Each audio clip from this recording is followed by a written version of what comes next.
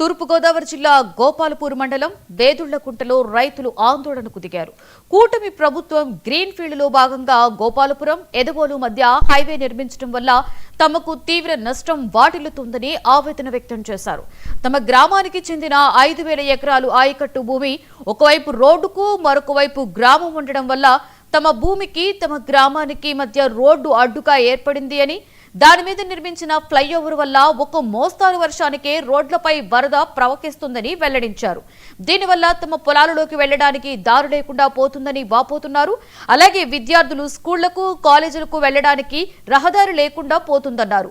రోడ్ల కోసం పొలాలను త్యాగం చేసిన రైతులకు గ్రీన్ ఫీల్డ్ యాజమాన్యం న్యాయం చేయాలని గ్రామస్తులు కోరుతున్నారు. Devarapalli Tallada green highway road శుద్ధ అటర్ ఫ్లాప్ అయిన సంగతి అందరికీ తెలిసిందేనండి. దీని గురించి రాజకీయ నాయకులు ఒక ఎమ్మెల్యే గారు వచ్చి దేవరపల్లి రైతుల్ని చుట్టుపక్కల రైతులందరినీ కూడా కలిసి సమస్య కోసం వచ్చి సైడ్ రోడ్డు సమస్య కోసం వచ్చి ఈ రోజు 12 గంటలకు వచ్చారనుకోండి, అందరినీ 3 దాకా కూర్చోబెట్టి సంబోధించి వెళ్ళిన తర్వాత నెక్స్ట్ డే 2 కార్లు వేసుకుని నేను పొలం వెళ్తుండగా ఇది గ్రీన్ ఫీల్డ్ హైవే స్టార్టింగ్లో బాగా ఆర్భాటం చేసి మీకు రోడ్లు వస్తే ఎంత ఉంటుంది, రోడ్లు వస్తే అలా ఉంటుంది, మీకు రోడ్లు వల్ల మీకు పొలాలు రేట్లు పెరుగుతాయి, మీ ఊళ్ళు డెవలప్ అవుతాయి అని చెప్పి చాలా గొప్పగా చెప్పారండి. చాలా ఆనందపడడం కూడా మేము జరిగింది.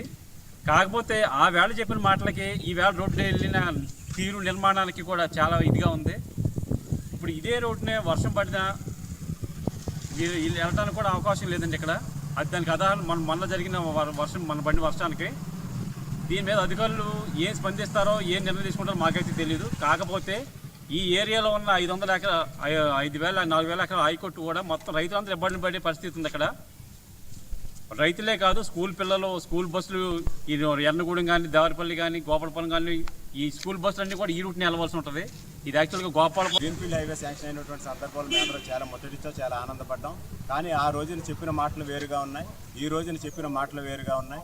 ఈ రోజున కనీసం లింక్ రోడ్లు కూడా లేని పరిస్థితి, సర్వీస్ రోడ్లు లేని పరిస్థితి. ఈ రోజున మాకు కొన్ని వేల ఎకరాలు 4-5 ఎకరాలు సుమారు మా ఊరు భూమి అంతా కూడా ఈతట్టునే ఉంది. మా పొలాల్లోకి మేము వెళ్ళేటువంటి దారి మార్గం కూడా లేకుండా పోయింది. కొద్దిపాటి వర్షం వస్తేనే ఊరు చెరువులో నీరు కూడా ఇక్కడికి వచ్చేటువంటి పరిస్థితి. స్కూల్ బస్సులు కూడా దేవరపల్లి మండలం, గోపాలపురం మండలం, నల్లజర్ల మండలం 3 మండలాలకు చెందినటువంటి స్కూల్ బస్సులు కూడా ఈ రోడ్డునే వెళ్తూ ఉంటాయి. అనేకమైనటువంటి విద్యార్థులు కూడా ఇబ్బంది పడతా ఉన్నారు. అందరూ కూడా ఇబ్బంది పడతా ఉన్నారు, రైతాంగమే కాకుండా.